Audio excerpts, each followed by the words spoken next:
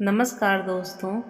मुझे उस औरत से सख्त नफरत थी और आज नवरात्रि के आखिरी दिन तो उसने हद ही कर दी। स्त्री अंक पर प्राइस टैग लगा उसे बेचने वाली होकर एक तो उसने 9 दिन देवी माँ की पवित्र मूर्ति को स्थापित कर अपने अपवित्र मकान में रखा और दूसरे आज विसर्जन के लिए मूर्ति भेजते समय लाल साड़ी पहनकर सिंदूर से मुंह पोत सिर घुमा घुमा कर ऐसे नाच रही थी जैसे उसमें देवी माँ खुद प्रवेश कर गई हो।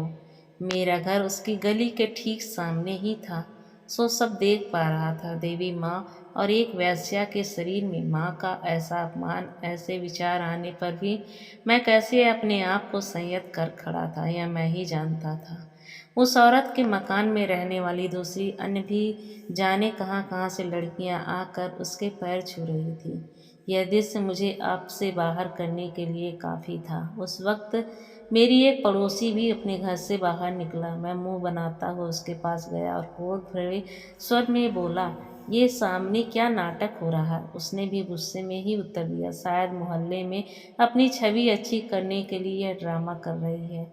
इससे पता नहीं वेश्याएं आशीर्वाद नहीं देती, शरीर देती हैं। चलो इस नाटक को ख़त्म कर आते हैं। अब तक मेरी सहनशक्ति मेरी ही निर्णय लेने की शक्ति से हार चुकी थी।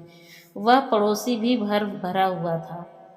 हम दोनों उस औरत के पास गए और मैंने उससे गुस्से में पूछा, हमें लग रहा कि तुझे देवी नहीं आई है, तू ऐसे ही कर रही है। वहाँ वैसे चौंक गई।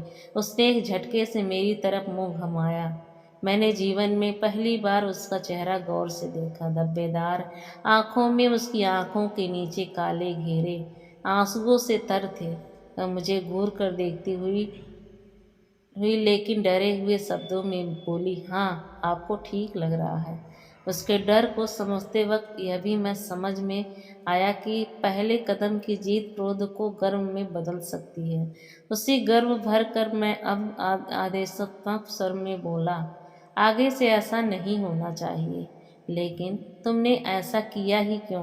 उस व्याख्या ने आंखों के काले घेरे के आंसू पोंछते हुए उत्तर दिया, क्योंकि मैं भी माँ बनना चाहती हूँ।